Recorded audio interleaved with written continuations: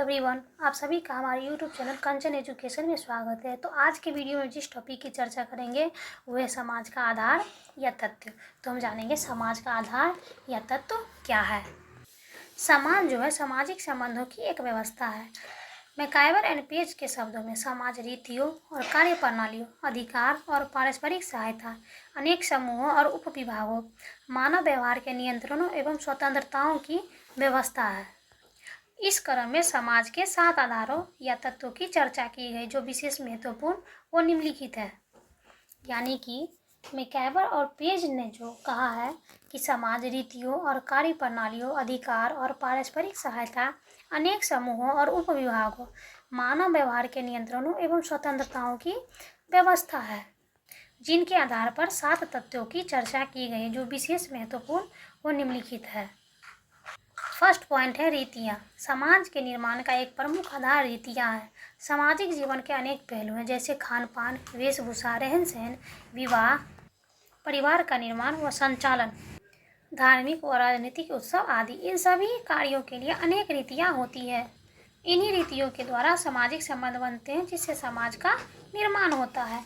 अर्थात कहा जा सकता है कि रीतियाँ समाज के निर्माण का प्रमुख आधार माना जाता है, क्योंकि सामाजिक जीवन के अनेक पहलू होते हैं। खान पान, वेशभूषा, रहन सहन, विवाह, परिवार इत्यादि का निर्माण व धार्मिक व राजनीतिक उत्सव इत्यादि। इन सभी कार्यों के लिए जो है अनेक रीतियाँ बनाई जाती है और इन्हीं रीतियों के द्वारा सामाजिक संबंध भी बनते हैं, फिर समाज का निर्माण होता है।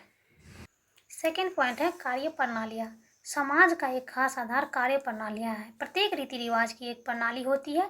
यह प्रणाली कुछ मूल्य व परंपराओं पर टिकी होती है, जैसे परिवार का निर्माण व संचालन से संबंधित जो रीतियाँ होती है उनका निश्चित तरीका होता है तथा समाज द्वारा इन तरीकों या प्रणालियों का पालन अनिवार्य होता है, जिससे समाज में व्यवस्था बनी रहती है।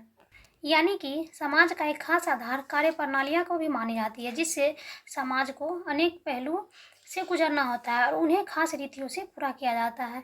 प्रत्येक रीति रिवाज की एक प्रणाली मानी जाती है और यह प्रणाली कुछ मूल्य व परंपराओं पर टिकी होती है, जैसे कि परिवार का निर्माण व संचालन से संबंधित जो रीतियाँ होती है उनका एक निश्चित तरीका होता है तथा समाज द्वारा स्वीकृत इन्हीं तरीकों या प्रणालियों का जो है पालन अनिवार्य रूप से माना जाता है। फलस्वरूप समाज में जो है व्यवस्था बनी रहती है। तीसरा पॉइंट है अधिकार। अधिकार समाज का आधार है, जहाँ अधिकार का तात्पर्य सत्ता की एक विशेष व्यवस्था से होती है।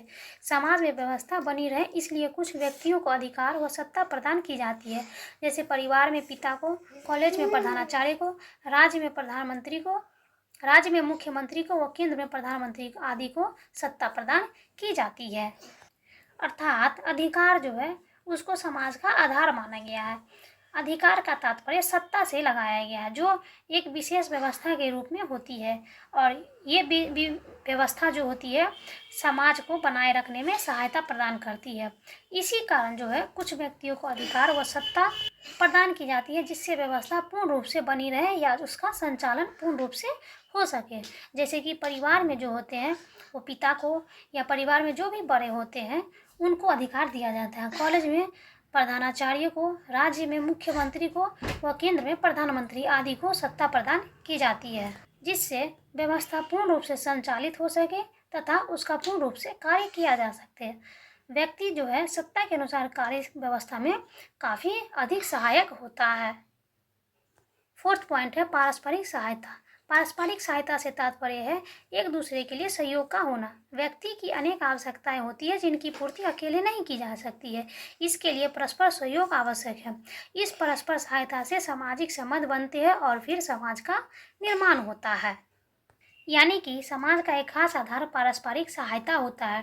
पारस्परिक सहायता का तात्पर्य एक दूसरे के लिए सहयोग का होना इससे लगाया गया है, क्योंकि व्यक्ति की अनेक आवश्यकताएं होती है जिनकी पूर्ति वो अकेले नहीं कर सकता। इसके लिए एक दूसरे का परस्पर सहयोग होना आवश्यक होता है। इस परस्पर सहायता से ही सामाजिक संबंध को बनाया जाता है और फिर समाज का निर्माण किया जाता है। नंबर 5 है समूह तथा विभाग। समाज का एक महत्वपूर्ण आधार अनेक समूहों और विभागों का होना है, जिसका तात्पर्य उन सभी संगठनों से है जो सामाजिक संबंधों को प्रभावित करता है और समाज के कार्यों को पूरा करता है। ये संगठन परिवार, पड़ोस, स्कूल, कॉलेज, गांव एवं नगर आदि कुछ भी हो सकते हैं। यानी कि समाज का एक महत्वपूर्ण आधार अनेक समूहों और विभागों का होना माना गया है। यह समूहों और विभागों का तात्पर्य सभी संगठनों से लगाया गया है जो सामाजिक संबंधों को प्रभावित करते हैं और समाज के कार्यों को पूरा करते हैं। ये संगठन जो है परिवार, पड़ोस, स्कूल, कॉलेज, गांव एवं नगर आदि होते हैं।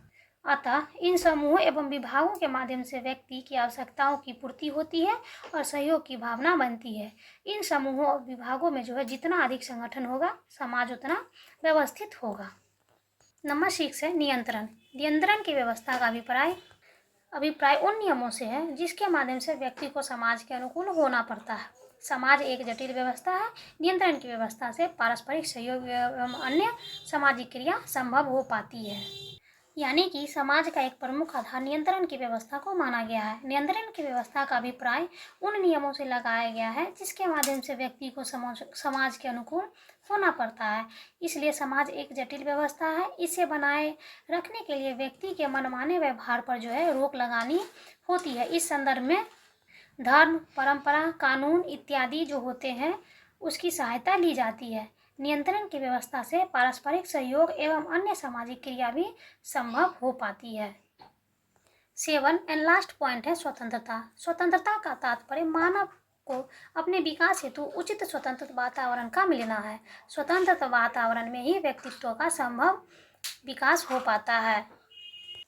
इससे ही समाज में प्रगति व व्यवस्था बनी रहती है। इसलिए व्यक्ति को समाज स्वतंत्रता पूर्वक कार्य करने का माहौल देती है। यानी कि स्वतंत्रता का तात्पर्य जो होता है मानव को अपने विकास हेतु उचित स्वतंत्र वातावरण का मिलना होता है। स्वतंत्र वातावरण में व्यक्ति का विकास होता है। इससे ही समाज में प्रगति व व्यवस्था बनी रहती है। इसलिए व्यक्ति को समाज स्वतंत्रता पूर्वक कार्य करने का माहौल भी देती है।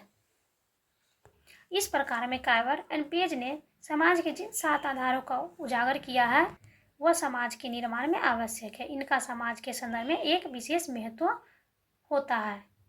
तो आज का हमारा टॉपिक था समाज का आधार या तत्व, जिसमें 7 आधारों को विस्तार पूर्वक बताने का प्रयास किए हैं जो मैकइवर एवं पेज के द्वारा प्रस्तावित की गई थी। इससे हमें यह ज्ञात होता है कि समाज किन किन तरीकों से, किन आधारों से होकर गुजरती है। तो ये था हमारा समाज के आधार या तत्व, जिसके अंतर्गत 7 पॉइंटों की चर्चा की गई है।